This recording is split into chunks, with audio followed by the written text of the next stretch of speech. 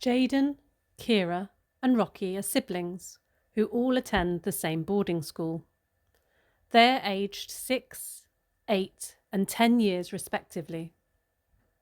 The children's parents had been through an acrimonious divorce, and there were rumours from other parents at the school that Mum was drinking a lot as a result.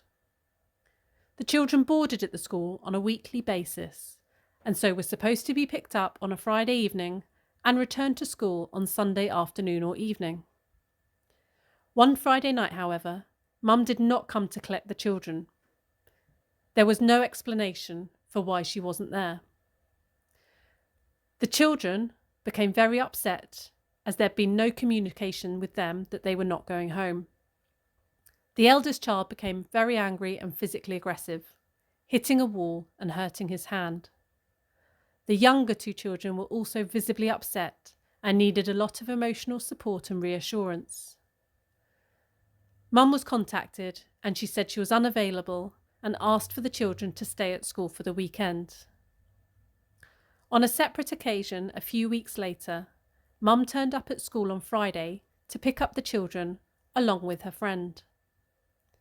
A member of staff noticed that Mum smelt strongly of alcohol and raised this to the DSL as a concern. However, because Mum was not driving the vehicle, school felt unable to prevent the children from going home with her.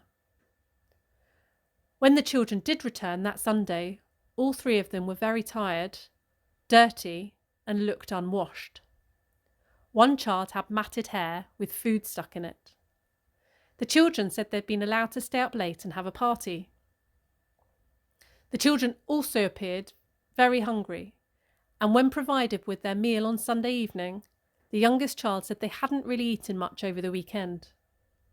Similar concerns were also raised the following week, with the children once again being tired, dirty, and hungry when they returned to school. Now you've read and listened to the scenario, please discuss the following questions in the remaining time. If you need additional time, please simply pause the video and then continue.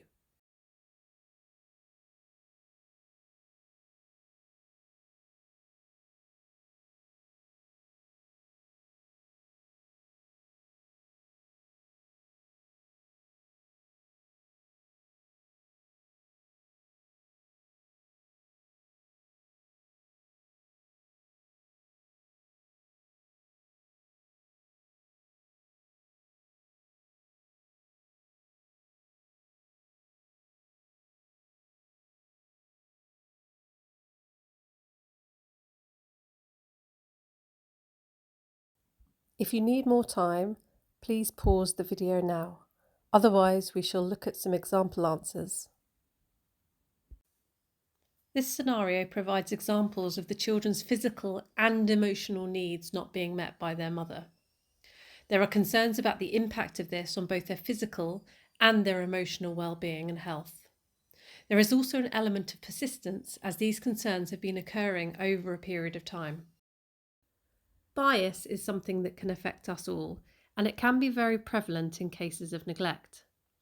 There can be a misconception, for example, that neglect only occurs in certain families, and that those with physical wealth are much less likely to neglect their children, which of course is not correct.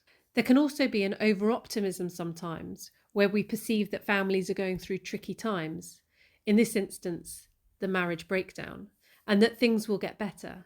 And as a result, this over-optimism can affect our response and our decision-making to protect children. It's important, therefore, that we have the opportunity to discuss and reflect on cases and to think about how we can avoid and reduce bias and mitigate the impact of this.